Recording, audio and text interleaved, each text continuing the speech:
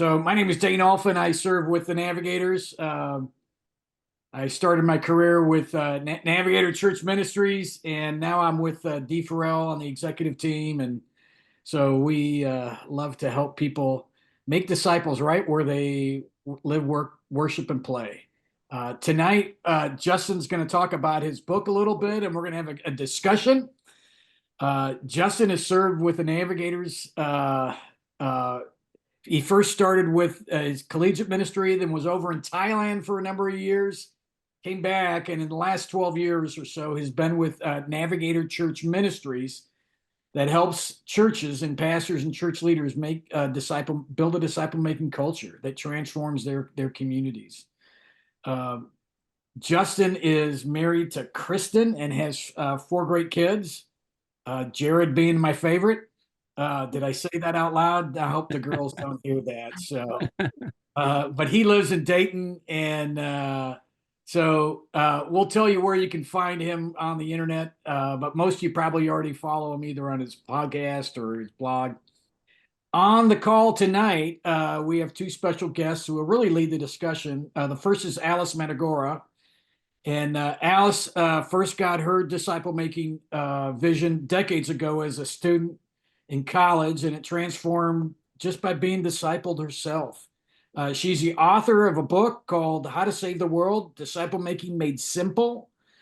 And she serves as the director of leader development for the Navigators, which I was blessed to be part of one of the cohorts that went through, Alice.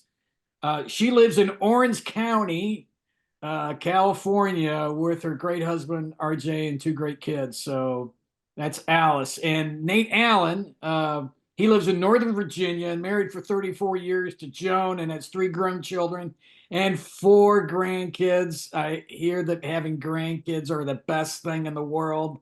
Give me a thumbs up, Nate, if that's true.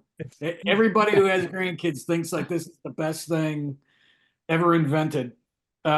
He currently serves as a board chair for the Navigators and also leads a consulting firm, a management consulting firm. He first met the Navigators at West Point, which, you know, for us in the Navigators, the military ministry was really where the Navigators started. Although on the other coast it started, so not over on the East Coast.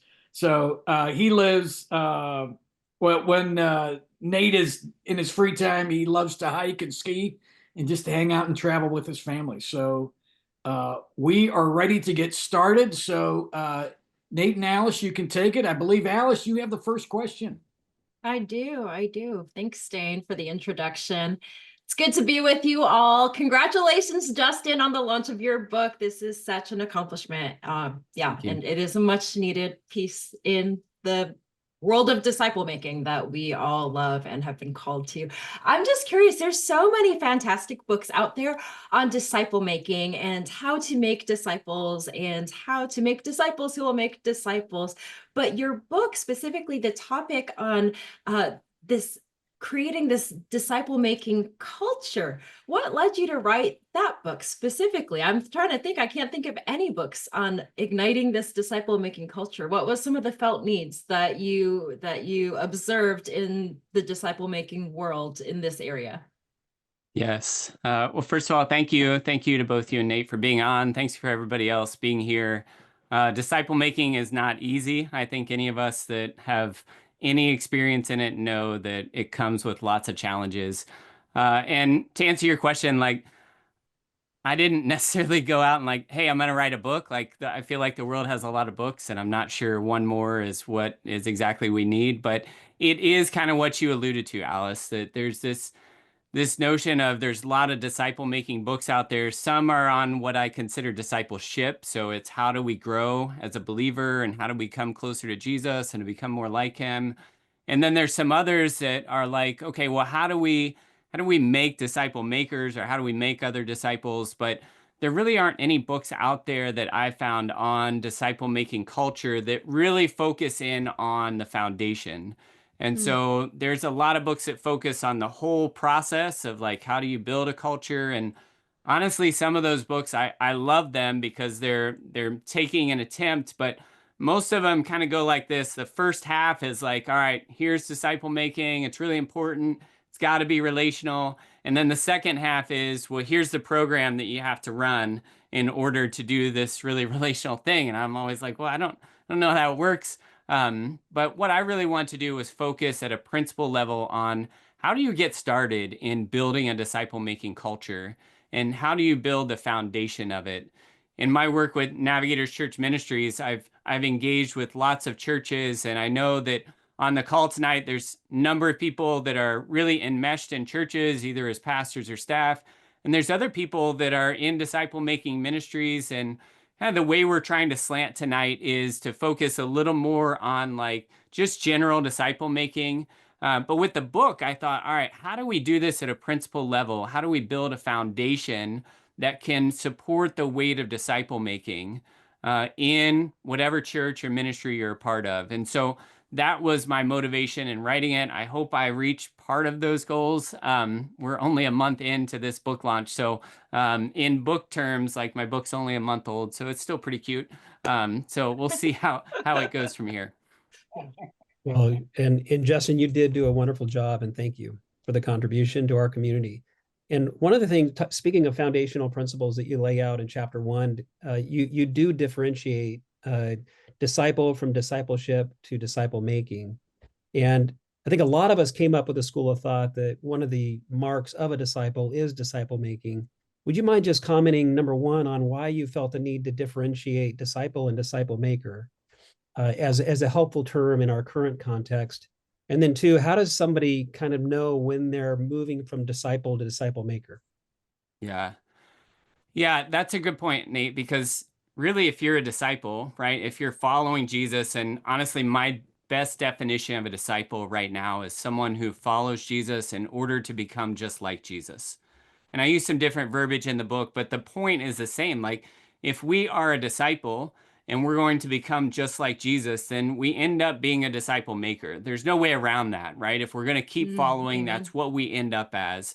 But I found, as I'm in conversation so regularly with different Christian leaders and ministry leaders, that we're using this word disciple, discipleship, and we don't mean the same things with it. And so I try to have conversation. I'm like, well, I'm saying a word and they're saying a word, and it becomes really clear quickly that we're not using the word in the same way. And so what I've done is I've kind of gone away from using the word discipleship. I don't hardly ever use that. And what I use instead is disciple maker, because I want people to be real clear on, hey, I'm talking about someone who follows Jesus and gets to a place of maturity to where they're able to reproduce their lives. You know, Dawson Trotman, who, you know, many of us on this call know as the founder of the Navigators, like, he wrote this great booklet called Born to Reproduce. And as a young disciple, I read that and it just made so much sense, but I'd never heard it before. And one of the points that he makes in there is that, you know, everything around us that's mature reproduces. You know, whether it's plants or animals or people, like if there's no other issues going on, like they reproduce. And yet in the Christian world, when we think about a disciple, if you go ask your, you know, somebody at your church or, you know, someone else that you know that's following Jesus, and you say, well, what is the fruit of a disciple? Most of the time, they're going to take you to Galatians 5. And they're going to say the fruit of the Spirit, love, joy, peace, patience, on and on. And that's the fruit of a disciple. And they say it with conviction, right? They know that. And yet I think, well, how do we get there where that's the entirety of our picture of what maturity is, and there's no ounce of reproduction in there, when really what disciples should make are other disciples? And so I've, again, moved away from discipleship to disciple maker. How do we know it's the right time? How do you know when you should start to reproduce? You know, I've written about that before. I think it's a hard question because there's a lot of things we can consider. I think normatively, the way that I think about it is when you become a spiritual adolescent or adult, it's time to start thinking about reproduction. You know, in the scriptures, 269 times the word disciple is used. It's not used at all past Acts 21. And what changes in the New Testament, in my opinion, is why it doesn't get used is because the language moves to a framework of parenting. of spiritual parenting and family language. And so there's talk about spiritual mothers, or talk about spiritual babes and craving milk and, solid food for the mature and all these things. And so, well, how do we know then when we're ready or when we're around that phase? Well, I think the best way to know is if you have a spiritual parent or guardian that's investing in you and they say, hey, you know what? It's time. You're ready. And so I know that even though it's the ideal, it's probably not the norm for most people. And so the other way I like to think about it is if you are one step ahead of somebody else that's around you, and you feel like God is calling you to invest and to spiritually help that person grow, then it's probably time for you to do that. And so those are two great ways to know. The other way is just as if you're in relationship with God and you're helping somebody else and they come into the kingdom, essentially you've just been you've birthed a spiritual infant. And so that infant is your responsibility. Congratulations. Sometimes births happen and they weren't planned. And so, the first person that I helped come into the kingdom was kind of like that. I was like, oh no, because the guy I was discipling was like, all right, well, now he's the guy who was discipling me, rather, was like, all right, well, I guess you're ready to disciple him. I was like, no, I'm definitely not. And he said, well, that's your spiritual baby. You helped him into the kingdom. It's your responsibility. And so that really intimidated me at the time. But I knew as I prayed and wrestled with that, I knew that God was calling me to invest and to take care of that spiritual infant. And, like I started tonight by saying it's really hard. It was really hard then. But God was really faithful in that process to teach me, but also, the person I was discipling was really gracious to me in that process. And honestly, as we talked about it later, it really helped him to see all my weakness or insecurity or not having it all figured out, because when it came time for him to start discipling someone, it seemed like something that was doable for him. Thank you. I think I love that you illuminate the different paths that people have, that some people need to be given the vision or presented the vision. FJ, the person who just put in the chat, FJ Miller, you just wrote, like, Jesus's last command was to say, go and make disciples of all nations. He was with his disciples for the past several years. And then his last thing was this vision, go, you do the same thing. And then there are those who are just chomping at the bit. Like, I remember one of the first girls who I discipled, I shared the bridge illustration with her, and like, she was a brand spanking new believer, had slight Catholic background, but didn't really attend mass or anything.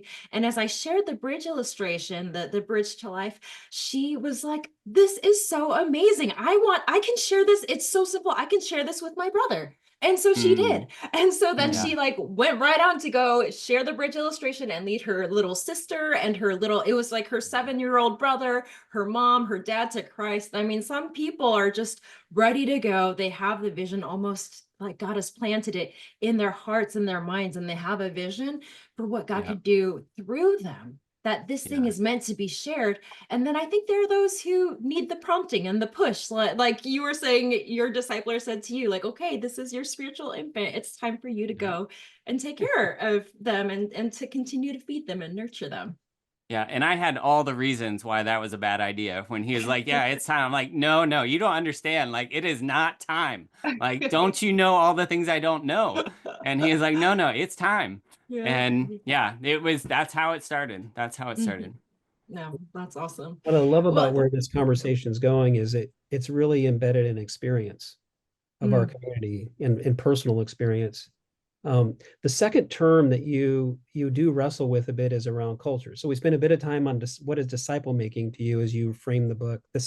And then in the title also you talk about culture. Would you mind kind of helping us understand what do you mean by culture? Maybe even you identify 3 portraits of what a disciple making culture looks like. Could you give us a glimpse into that, please? Yeah. So in the title, right, I take on 2 words that are really not well understood, right? Disciple making and culture. So culture is one of those words that's super important, but hard to pin down, right? It's a word that I think of as, it's what most of the people are doing most of the time. It's the invisible operating system that kind of moves everything that's happening. And I think it's super important whether you're leading a church or a ministry or your family, even thinking about okay, what is the culture here? What are the norms? What are the things that are lifted up? What are the things that are okay? What are the things that we just sense like we don't do that here? Right? I think one of the major things that we can think about culture is kind of like a river, right? It's always flowing, it's always happening, but when you step in, you're never in the same river twice, right? The water's different, it's moving at a different rate, or it's just different water, literally, but yet it's moving. And so we're never done when we think about culture. We're never finished with shaping it or building it. But for us as leaders or for us as disciple makers, the culture is a great opportunity for us to shape and to take some ownership of and intentionally move it. And in the book, I think about, well, what is a culture like in a church, or, for some people here, like in your disciple making ministry, what does your culture look like? And how do you move it and shape it so that disciple making is part of the DNA of the culture? A lot of times we get this idea of disciple making, and maybe we haven't been doing it, and we think, yeah, I need to start doing that, and we just try to bolt it on to the culture that already exists. And you can do that, but as long as you do that, what I've learned is it never becomes a part of the expressed DNA of the culture. And that makes a big difference, right?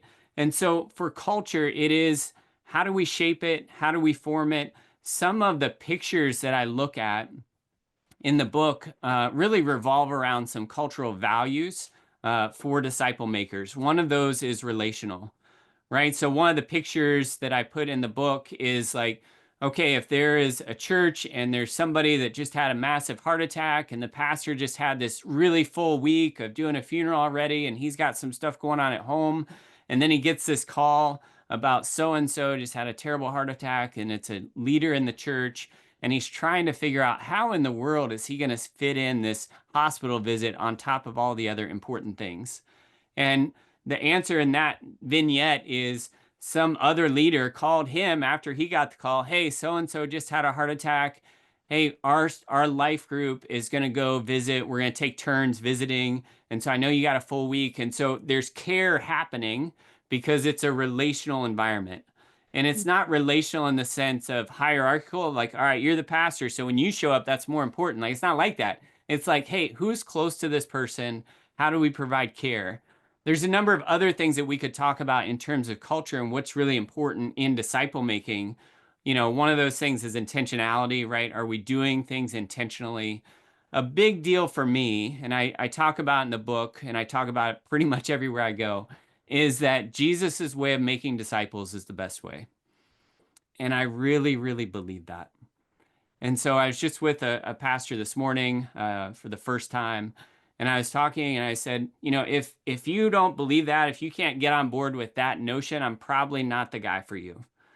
Because when it comes to disciple making culture, when it comes to how do we make disciples, like, I really believe that if we take those questions back to the Gospels and we wrestle with how did Jesus do this? How did he handle those issues? Then it gets us on a course where we can apply the principles that he applied in his life and ministry into ours. And so, Nate, I honestly don't remember every picture I put in that book, but I know that that's right around that target that we're thinking about of like, what is culture and why is it so significant? That's pretty cool. Thank you. So Justin, you kind of alluded to this culture and building it, and as the leader, the sense that I am getting from you is like, as leaders in wherever God has called us to, whether it's a church, a ministry context, like, we define the culture as the leaders, or the culture defines the work that we do, and we don't want it to be that way, right? We want to set the culture to be one that follows Jesus and does what Jesus does and lives as Jesus did. And so let's talk about your foundations, the foundations for this disciple making culture. You've started unpacking it, but would you be able to unpack it some more for people who are here who might never have heard what your foundation is, this idea of this core team? Would you introduce the core team to us? Yeah, so the core team is a concept that really is born out of experience in my work with pastors and churches. And what I see over and over again in those contexts is, the pastor, the church leadership gets on their heart disciple making. Either they've actually started doing it, or more often they've heard about it and they're like, yeah, it sounds good. And so they find the right curriculum or program and they have meetings with their leaders and say, hey, this is how it's going to work. And then they launch it into the church. And the launch typically looks like, getting people in smaller type groups, going through a book or a curriculum. And part of the agreement is that after you do the thing, the book or the curriculum, you're going to lead your own group that's going to do the thing.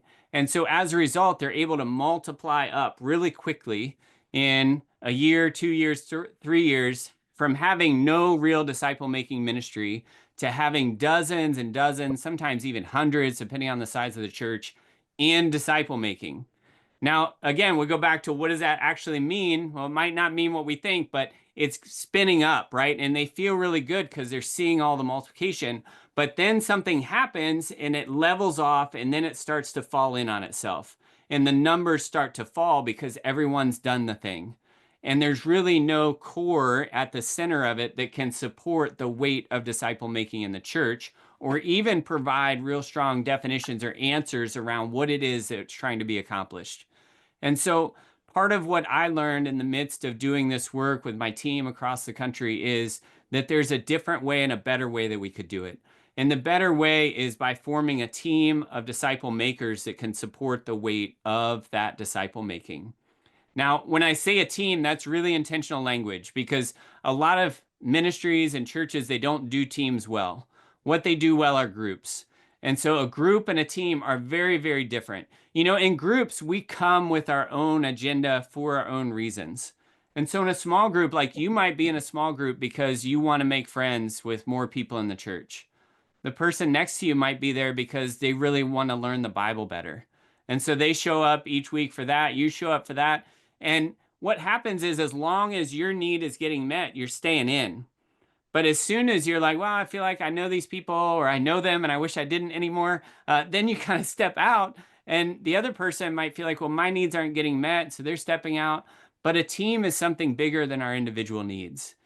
And it's not that we don't have those individual needs when we step onto a team or those desires, but we have something above those individual desires, and that is our team mission or our team goal.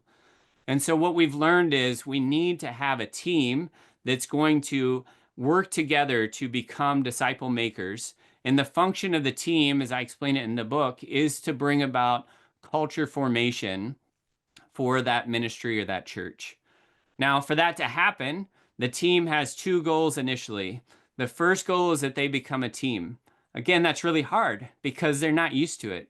And so sometimes I'll go into these teams that really aren't yet teams, they're functioning as groups, and I'll say, hey, let's just, get out a piece of paper, we'll do this fun thing.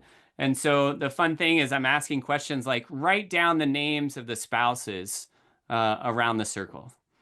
Write down one thing that you've prayed about for each individual in this circle over the past couple weeks. And they quickly learn it's really not fun for them. It's a little more fun for me.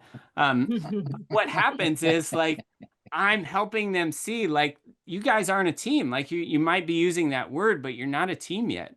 And I was doing this with one church not long ago, and a woman raised her hand. She's in her mid-50s, and she says, Justin, I think I get what you're getting at. Like, you're asking us to love each other, aren't you? I said, yeah, that's exactly what I'm asking.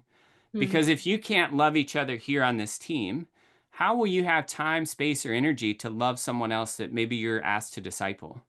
How would you do that? That's good. The other thing about team is the second goal is they're trying, each individual on the team needs to become a disciple maker. Now, when that's a team mission and a team goal, then it's not just the leader who carries that. All of them carry it. And so at different points in the process, if they're a little bit further ahead, they can look to their teammate next to them and see some struggle and invite them to lunch or coffee. They can say, hey, what's going on and how can I help you? And later on down the line, it might be returned back to them at a place where they're struggling and that person is doing really well. But these teams tend to form in such a way when it's going well and when it's led by a disciple maker, which is another key point that I make in my book, that if a disciple maker, a pastor, a ministry lead, whoever, if that person is not a disciple maker, they cannot lead a disciple making team. If you can't live it, you can't lead it, right? And so they have to be willing to do it. They have to be willing to do it in their own life to make disciples relationally and intentionally. But what we've learned is as we get people in these teams and we help the leader, the lead disciple maker, the leader of the team, as we help them figure out and pay attention to culture on the team, now the team begins to form culture amongst themselves, because humans are that. We are culture making machines. We can't not make culture wherever we are. And so when they form a culture of their team, that's what they have to offer to the rest of the church or the rest of the ministry, which is challenging for them and challenging for the leader, because I'll often push them and say, well, listen, if you guys aren't caring for each other, if you guys aren't engaging with each other relationally, the rest of the culture who's watching you, they're not going to get that from you.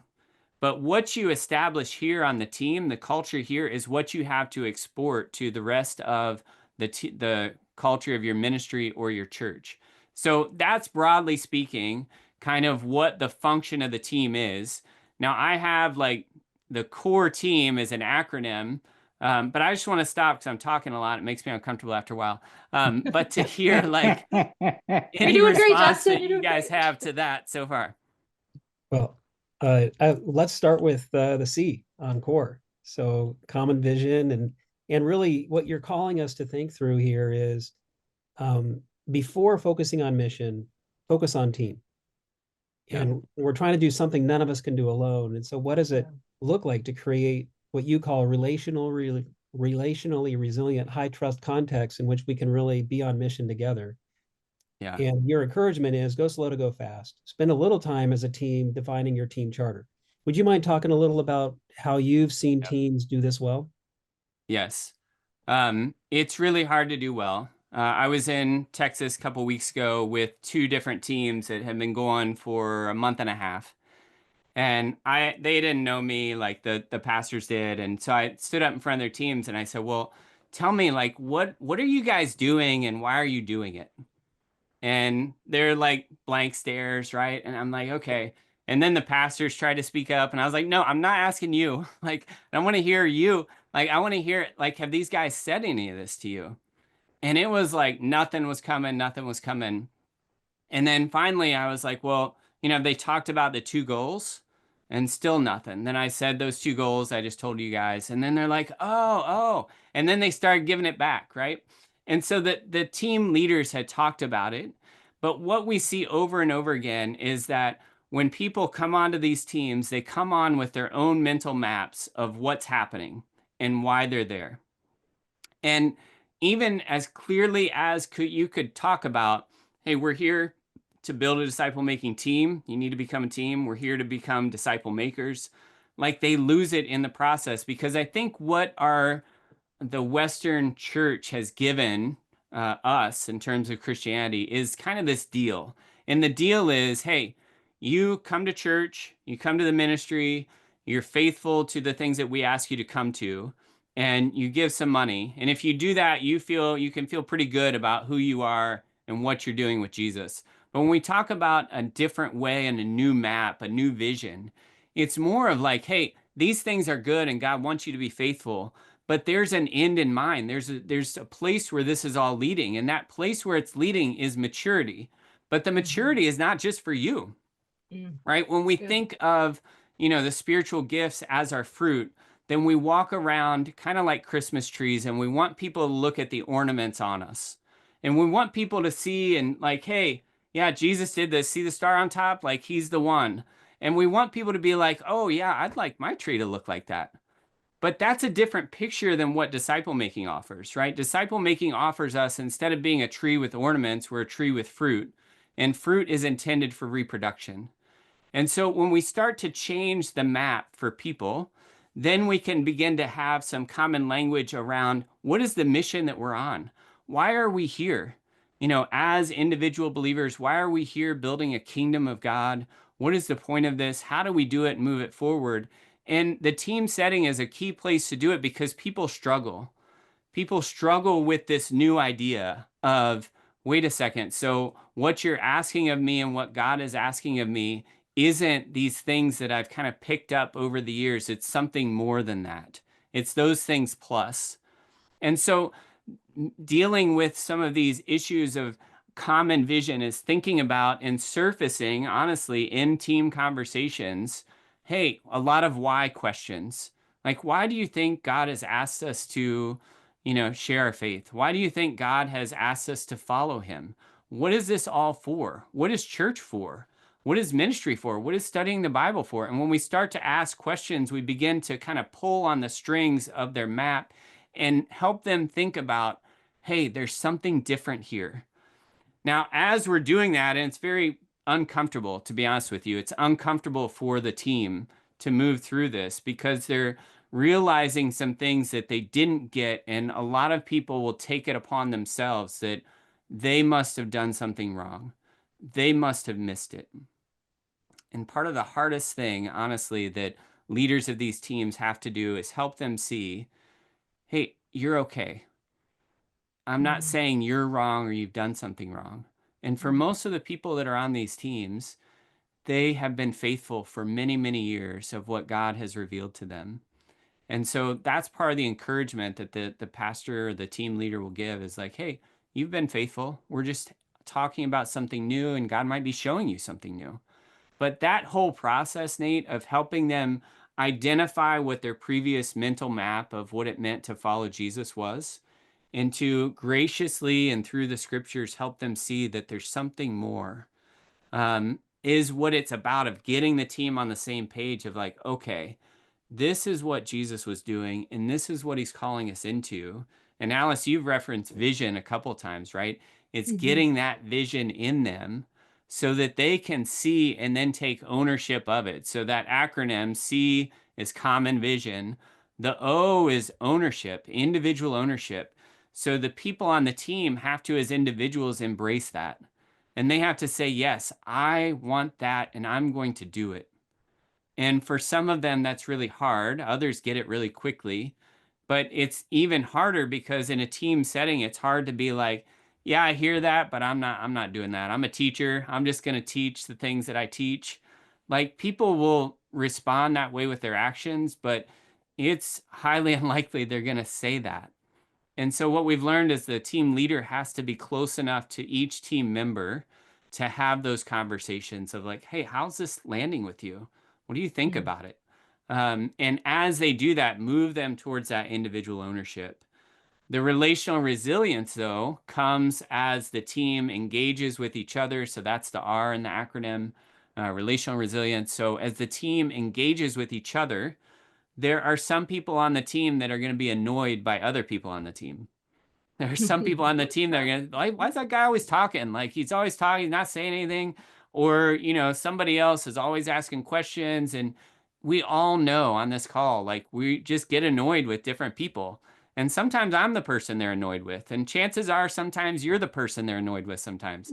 But that's okay. Like, on a team setting, what do we do with that? Well, what does the kingdom do with that? What did Jesus and his ministry, the guys that he was traveling, how did he handle those things, right? Again, back to his way is the best way. What we tend to do in America is avoid it and step back from it and not engage it. But I don't think that's what Jesus did. Like, he engaged it and moved into it to surface honest conversations with grace that helps people move and grow through that.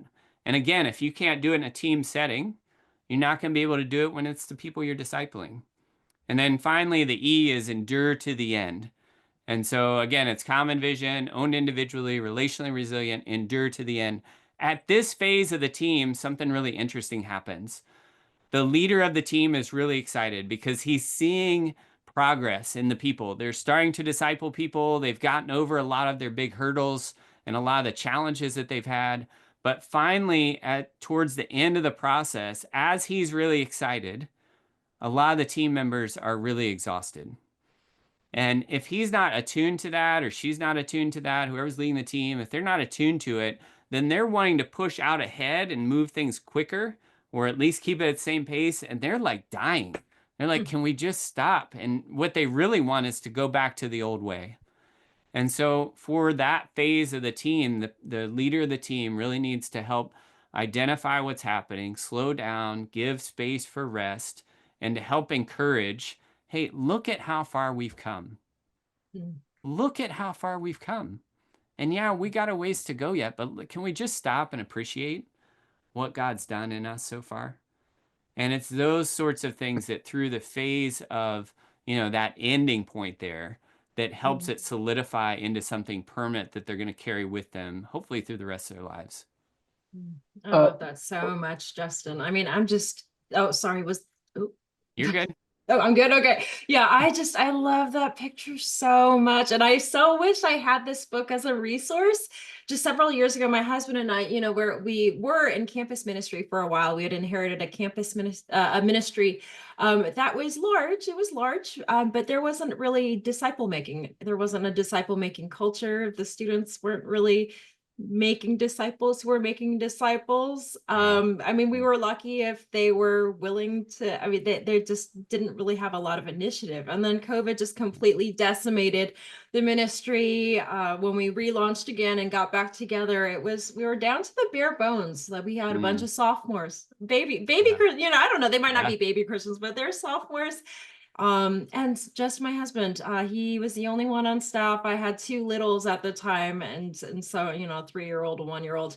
And so we made some really hard decisions in that season. But I remember the thing that my husband kept in the front of his mind is if we are called to make disciple makers, if we are called to make disciple makers, and we only have like him on staff, he's the only guy on staff, then we might not get to do all the things that we might traditionally do. Like we might not have enough capacity for the Nav night. We might not have capacity for this big event. We might not have capacity and resources for this. But what he did have, he had a scraggly group of sophomores in college in varying denominational backgrounds, varying stages in their walk with Jesus, who were committed and who were with him and who took ownership, who saw and believed and experienced this common vision of giving their lives away. And it's just incredible. Just over the past several years, as these students became not like paid staff, but students, everyday people became his team and owned the vision, and they had those hard conversations, the relational resilience with one another, and the encouragement to endure to the end, and the ownership of it wasn't like, well, RJ will take care of, my husband is RJ will take care of all this discipleship needs. No, they owned it. It was theirs too. We're seeing now our group is as big as, not that it's about numbers, but we are seeing this disciple making culture. That's what we're about as the Navigators. That's what our ministry should be about. The flavor is disciple makers making disciple makers making disciple makers. We're seeing students from 4 years ago. Now we're down to the 4th, 5th generation of disciple makers. And it's just incredible, but it required intentionality in choosing what to invest, what very precious little resources and time and energy my husband had to invest in that season. Like in that season, I had my 2 kids. I was a nap time discipler. So I discipled 2 of our key women, and just anything that I shared, they were like, we're just sharing whatever you share with us with those that we're discipling. I'm like, that's great, good. And they caught the vision. And now those that they're discipling are starting to disciple. And it's incredible. So I wish I had this framework back then to give language to what I experienced back then, because it's exactly what you're saying, is just how do you create a disciple making culture when you're starting from zero, or when you've inherited something where it's maybe not a disciple making culture. You're just not starting from that place. Right. Yeah. I love that. I love that picture of ownership and helping them own that vision. I remember, when I was in collegiate ministry, one of the earlier years, I was trying to pass that on, right? And I still remember the first time I felt like, all right, something's really happening here that's really, really special. And I went into our student union, and they had these table tents, right? That basically advertisements on the table. And there was an advertisement for the Navigators, right? The group I was leading. And I didn't even know it was going to be there. Like students had initiated that, carried it through. It showed up, and I was That's like, awesome. okay, like something Yes. good's happening here. Yes. Right. And I love that picture, Alice, that you talk about when, even in your book, you talked about how, everyone can disciple someone, right? You're never too busy, regardless of the stage of life you're in, you can disciple one. And just like you were saying, like newborn, whatever, like you were still, hey, I will carve out time and I'll give you what I have. And it might not be, pretty and extravagant and elegant, whatever it is, but I am here and I'm going to work towards loving you and helping you catch this vision, this picture of what it means to be a disciple maker. And so, yeah, that's what it's about. Thank you for sharing that story because it's super encouraging. Yeah, well, the thing that you see, I mean, like in that, I mean, I know I was in college ministry as a single woman for a long time and then with no kids for 11 years. And so I know what I could give. And in this season, it just felt like so puny, but then you see the Holy Spirit show up. You see the Spirit take our bread, our fish and our loaves, and he multiplies it to abundance. Like, I'm like, I have nap time. That's like nothing, I have my kids' naps, but God could use nap time. God, his Spirit is with me. He's with us in this disciple making work. He multiplies our work if we're just faithful to offer what we have. Amen. Amen. Yeah. And in a lot of ways, it's embedded in our own personal walk with Jesus and love for him. And then out of the overflow of that, we start to form this team of fellow travelers. In how do you, as you think about the team and recruiting that team in a more kind of a natural, organic way, and from in many ways a shared leadership perspective. My guess is this isn't about how do I make leadership happen. This is how do we make leadership happen as we're on mission together. How do you think about selection in this and creating opportunities and open pathways for all, and then at the same time identifying those who God and his Spirit is leading you to and maybe invest more intentionally in? Would you mind commenting on that and how you've thought through that? Yeah, sure. So again, this question I'll answer in terms of like, how do you recruit people to a core team, which would be a little bit different answer than how would you recruit someone to disciple. Okay, so I just want to make that distinction. But for a core team, again, the purpose of the core team is it is a culture shaping organism for the larger culture. And so what you really need is you need a cross section of whatever that larger culture is. So whether it's your church or ministry, you need a cross section. So for churches, which is my world and who I work with most of the time, it is, okay, you need all generations represented. You need both genders represented. You need diversity to the degree that it exists in your culture represented on that team. And the reason for that is because as the team goes out, so we're going to presume that it goes well, and then as they go out into the rest of the culture and even in the broader culture of their society, we want to be influencing every segment of those around us. And so we need representatives for people on that team. But the other thing, and probably the most important thing, is who we're selecting, right? In terms of like spiritually, who are they? Well, we want them to be believers, right? Because we're going to be asking them to follow Jesus, so they need to be believers. But we also need them to be believers who are actively pursuing that, right? We need people who I think about, they're faithful, they're doing the things that they've said they'll do, the opportunities that are in front of them, they're taking advantage of those, and they are faithful to them. They're handling them well. They need to be available. They need to have time and space in their life or a willingness to make that in order to do this another thing, this next thing of being on a team and being a disciple maker. And they also need to be teachable, right? So they need to be willing to learn. They need to recognize that they don't have it all figured out. It's really hard to teach someone something that they already know, or at least that they think they already know, right? So they have to have some humility in that. But it doesn't matter if they are faithful, available, and teachable, and they're a week old in the Lord, or if they're faithful, available, teachable, and they've been walking with Jesus for 50 years. We want to open up all of that, right? In terms of a cross section, we need all those types of people on the team. The other thing that's really important for teams and their success is that the leader of the team doesn't have a team that's too big for them to keep up with. And so keep up with, the way that I talk about it is that leader needs to be able to have a 10-minute conversation with everyone on the team at least once a month. So every month, a 10-minute conversation, eyeball to eyeball, or it could be on the phone, but ideally it's face-to-face, right? So what is happening? And the reason that's so important is because this process is difficult, and it's difficult for the team members. And we've had several teams where the leader knows, yeah, okay, I need to do that, but he just doesn't follow through with it for whatever reason. And the outcome of those teams are we lose people along the way, sometimes a lot of people. And the two goals that we're trying to get to of a whole team being a team, but also every individual being a disciple maker, they just don't get there. And so we found that this is the relational element that needs to be there in order for these teams to work. And so that 10-minute conversation, most of the time it's like, hey, how's it going on the team?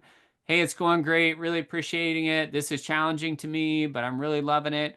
Most of the time that's the conversation, but there's sometimes when it's a little less, right? It's like, oh, it's going okay. And because of past conversations, we know that okay isn't actually okay, right? And so we delve in a little more. Well, tell me more about that. Well, I'm just not sure about this part, and I don't know if I could see myself helping somebody in this way. All right, well, could we get some coffee sometime? Could we go out to lunch, right? Because what they've just told that team leader is, I need more of your time and attention to process these individual obstacles that I'm bumping up against inside. And so having that once a month 10-minute conversation allows the team leader to identify some of those spots where they need more help so that they can continue their progress towards becoming a disciple maker. But that's kind of how we look at, all right, how do we select who's going to be on this team, but also then what size should it be? Like if you can only do that 10-minute conversation with 5 people a month, then you shouldn't have more than 5 on your team, right? If you can do it with 12, do it with 12. Probably shouldn't be more than 12 or 13. Honestly, that gets hard to have the type of conversations you need to have in the room. Some team leaders have found having a co-leader helps break up that 10-minute thing, because then they can split up the people and say, all right, you take these 6 this month, you take them next month. And so they're able to provide that relational care by having, that co-leader. But that's kind of how we think about it. Yeah, thank you. Hey, There's a Justin, question in the- can I ask a question? I'm gonna bump in here, Alice. No, it's fine. It's fine. You're good. Because I can be a total schlep and mess up on the people that I pick. Like it's hard, sometimes, Jesus made a mistake, or maybe not. He had a couple guys that were, shouldn't have been there, or one. But like, what do you say about like if you tried and like the thing kind of implodes on you, and what do you do then? Yeah. Yeah. Well, that's a good question, and it's a real question, right? So we've had several pastors who they try this core team and it just doesn't go well. And there's all sorts of reasons that it doesn't go well. It's things that are unforeseen. It's, situations that arise that the team leader didn't know how to handle. It is things that we emphasize, like, hey, you got to do this 10-minute check-in thing, and they just didn't do it. And so then it doesn't go well. And there's a friend of mine, really good friend of mine, Dave Holmes, who's talked publicly about his journey with the core teams. And one of the things that he said is like the first time it was like a perfect storm. Like he and his wife had twins, about 3 months into it. And so then I was filling in to lead the team some, but then he came back and he was underwater with a lot of things. But at the end of that team, there was, I don't remember exactly, around 8 people on the team. There were 2 disciple makers that were made from that team. And so, I was encouraging like, hey, we got 2 and 2 is better than none, and we can do something with 2. And so he kept encouraging the 2. And then a while later, he's like, hey, I think I'm ready to try this again. And so we tried it again, another team, similar story without the twins. And so we had a few more. And then like, okay, so Dave is a tremendous guy of perseverance. And he said, I'm just going to keep doing it. I'm going to do it again. And finally on the 3rd one, it took, right? And he got a team out of it.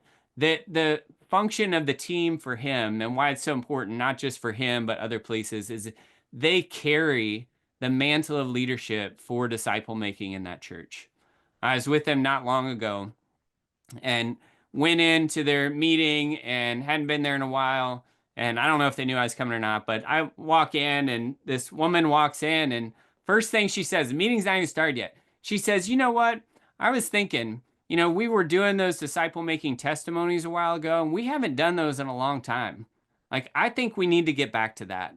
Or I think we need to do something similar. Like we have to start. And so the team just started talking about, well, what are we going to do? Now the leader, was just sitting there listening to all this happen. And so what happens when these teams go well is they carry the mantle of leadership for the church or the ministry on what are we going to do with our mission to move it forward in this place and into the world. And so that is such an encouraging picture to me, but it came about because he was willing to continue to try, right? And so sometimes I say the win is in the attempt. Whether you're a new disciple maker, trying to do it personally, whether you're trying to do these teams, the win is in the attempt, because in the attempt, you're going to learn. And if you're willing to learn both from what's going well and what's going bad, the next time you try it, you're better off. And you can continue to learn, and your skillfulness as a disciple maker will just continue to grow.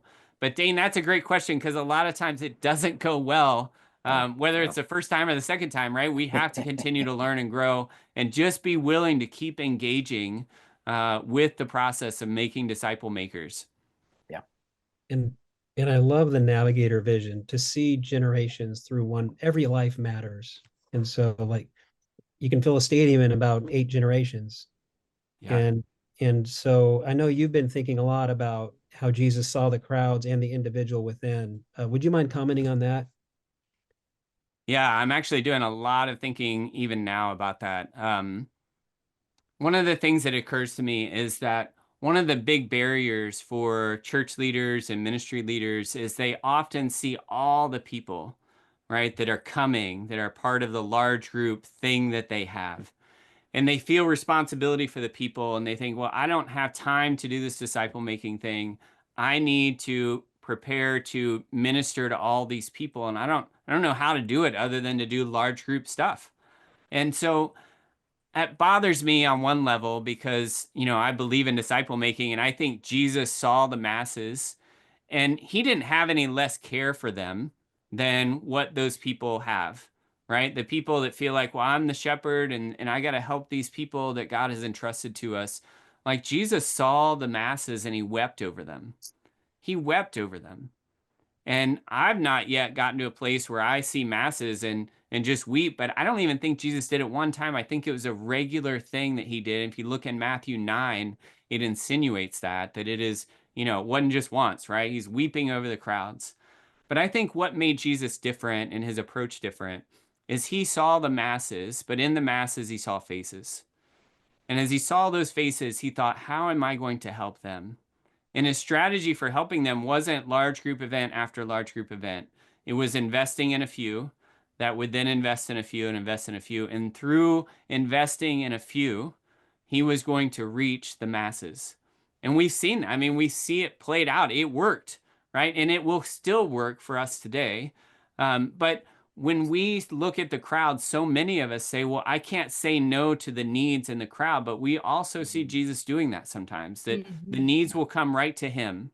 He's healing lots of people. They're right at the door. Jesus sneaks out early in the morning, spends time with God. And then, the disciples come on, they need you. And he's like, yeah, but no, we gotta go over here.